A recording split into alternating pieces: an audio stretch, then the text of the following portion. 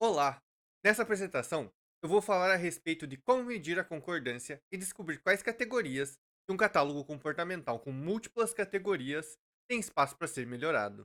Tais metodologias se encontram em um software original, gratuito e aberto. Então, pesquisadores do PAIB 2022, meu nome é João e bem-vindos à apresentação desse paper. O comportamento animal, gravado por avaliadores humanos, é central para modelos pré-clínicos de doenças neurológicas como por exemplo depressão e ansiedade.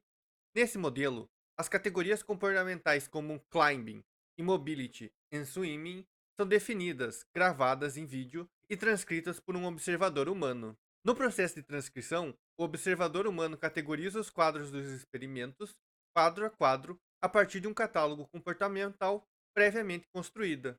Esses modelos estão encontrando bastante críticas a respeito da vulnerabilidade da reprodução, que podem estar relacionadas a múltiplas causas. Uma dessas causas pode ser a falta de ferramentas para avaliar a concordância intra e interobservador. Como sugerido por uma revisão sistemática, esses testes são raramente usados, apesar da imensa relevância e longa e permanente literatura falando a respeito de sua importância. Faltam ferramentas open source que possam estimar a concordância e possam ser usadas por pesquisadores do comportamento animal. Nesse trabalho, propusemos e testamos algoritmos para calcular o K de Cohen, assim como métricas que ajudam a interpretá-lo. O maior K possível, Kmax, pode ser usado para avaliar quanto a categoria ou catálogo comportamental tem espaço para ser melhorado. Atualmente, para extrair algum significado do K de Cohen, os pesquisadores precisam usar uma regra do dedão. Os descritores de viés e prevalência podem ser usados para descrever a confiabilidade do K e do Kmax medido. Estimativas desses índices são trabalhosas, consomem bastante tempo e demandam repetidas análises de múltiplos observadores. Para melhorar a adequação desses testes sem sacrificar seu significado e precisão, também propomos e testamos uma abordagem para inferir K, Kmax e D de Cohen da população, usando a técnica de bootstrap das observações reais. Também, os algoritmos apresentados aqui foram codificados em um aplicativo e biblioteca independente de código aberto disponível gratuitamente no GitHub. Esses testes foram realizados usando transcrições de um vídeo de um rato real do experimento do teste do nado forçado, que foi um rato macho adulto gravado por 4 minutos, realizado por um observador único em duas sessões com 15 dias de intervalo, como parte de um estudo aprovado pelo Comitê de Ética da Universidade Federal de Santa Catarina. O observador humano foi treinado para usar a ferramenta de transcrição, usando o EtoWatcher, e um catálogo de 6 categorias usuais para o estudo do lado forçado. Cada transcrição resultou em uma sequência de 7.200 anotações, uma para cada quadro do vídeo. O método proposto e os algoritmos codificados têm 4 etapas, sendo que a etapa de gerar uma réplica de Bootstrap a partir de uma etografia pareada original, construir matrizes de confusão e calcular o capa de Cohen e seus índices são feitas 1667 vezes, uma para cada réplica de Bootstrap. A última etapa, de análise estatística, é realizada usando todas as réplicas construídas. Vamos então falar a respeito da primeira etapa. O primeiro passo desse método é pegar o par original, de litografia, e a sincronizar. Em sequência, para construir as réplicas de Bootstrap, uma lista de números aleatórios com substituição, variando de 1 a 7.200 quadros, o número total de quadros de cada transcrição, foi gerado e associado a cada quadro da transcrição original pareada. As litografias originais ou as réplicas de Bootstrap são usadas para confeccionar diferentes matrizes de confusão. Com as litografias, construímos uma matriz de confusão para o catálogo comportamental, CAM. Uma matriz de confusão que maximiza o valor de K para o catálogo, CAM-max. Uma matriz de confusão para cada categoria, CTAM. Uma matriz de confusão máxima para cada categoria, CTAM-max.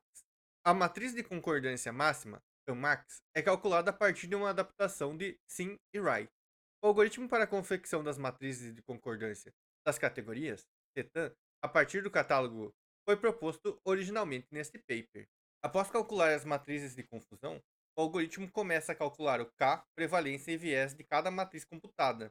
Quando o K é computado da CAM-max ou da CTAM-max, é extraído o K-max. O K varia de -1, indicando que o observador é totalmente discordante, até 1, indicando que esse observador é totalmente concordante. Landes e Cauchy determinar pontos de referência para valores positivos de K. Esses pontos de referência são usados para determinar a interpretação do valor de K. Por exemplo, se um valor de K medido estiver entre 0,61 até 0,8, interpreta-se que ocorreu uma concordância substancial. Como geralmente a matriz de concordância é desbalanceada e a forma desse desbalanceamento afeta o valor de K, os descritores de viés de prevalência conseguem medir esse desbalanceamento e informar se o valor de K medido é confiável. O índice de prevalência P indica quão desbalanceadas estão as frequências das categorias em que as transcrições concordam. Quanto maior o valor de P, mais o K medido pode estar subvalorizado. Por exemplo, um valor na categoria baixa associado a uma prevalência alta sugere que o observador pode estar concordando melhor que o K indica. Valores de prevalência perto do zero sugerem que o K estimado está acurada, ou seja, que o K avalia corretamente a performance do observador. Então, quanto menor o valor de P, mais confiável está a medição do valor de K em estimar a concordância do observador. O viés B indica o desbalanceamento das células nas quais as transcrições discordam. Em contraste com o P, quanto maior for o valor de B, mais o K observado pode estar sobreestimando a concordância. Um valor perto de zero indica que o valor de K está acurado. O D de Cohen entre o K e o Kmax permite uma estimativa da distância entre as médias dessas distribuições. Essa distância é medida em relação ao desvio padrão computado das duas distribuições. Por exemplo, um D de 44 indica que existe uma distância de 44 desvios padrões entre as médias de K e Kmax. Quanto maior o valor de D, maior a possibilidade de melhora no desempenho do observador humano. Por exemplo, por meio de mais treinamento. Chegamos então à seção dos resultados. Nela construímos duas figuras para resumir nossos avanços. Essa primeira figura contém a distribuição das frequências das 1667 réplicas de Bootstrap de K e Kmax para o catálogo geral e de cada categoria comportamental. As linhas vermelhas representam um K, coluna esquerda das figuras, ou Kmax, coluna direita desse gráfico, observados para o par original de transcrição, enquanto as linhas pretas representam a média das réplicas de Bootstrap. O K-delta e o Kmax-delta são as diferenças entre os valores de K e Kmax do par original de transcrições e o valor médio obtido pelas réplicas de Bootstrap. Calculando os deltas, permitiu analisar que os procedimentos de Bootstrap preservaram os valores médios de K, semelhantes aos observados pelo par original de transcrições. Ou seja, os valores estão confinados aos mesmos diagnósticos de referência encontrados pelos pares de transcrições originais. Essa segunda figura contém um resumo dos intervalos de confiança e valores médios de K, Kmax, P e B, do catálogo geral A e de cada categoria comportamental, B até E, feitas a partir das 1667 réplicas obtidas a partir da metodologia apresentada. Os valores médios do Kmax são representados por linhas verticais vermelhas e seus respectivos intervalos de confiança por linhas horizontais vermelhas.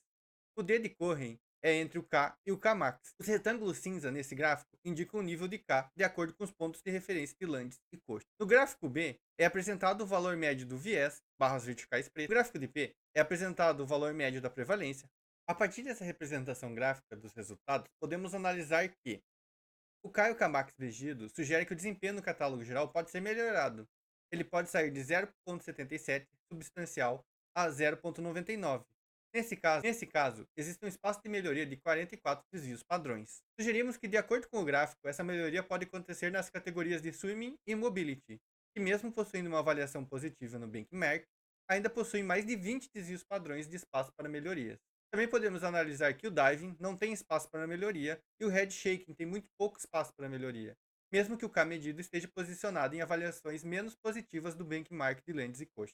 Importante notar que a avaliação do P da categoria de Head Shaking é a mais alta, nos informando que o valor medido de K está subestimado. Sendo assim, tanto K quanto Kmax seriam maiores do que os medidos. Os K medidos de Swinging parecem ter um valor mais acurado, pois possuem um menor P, nenhuma categoria tem um B muito elevado, mostrando que o K não está sobreestimado. Os resultados atuais indicam que o uso de réplicas de Bootstrap espelham fielmente a maioria dos atributos de concordância das transcrições originais. Elas permitem uma avaliação estatística de confiabilidade intra-observador, permitem avaliar as diferenças do K em relação à concordância máxima e avaliar se o K e o Kmax estão sub- ou superestimados.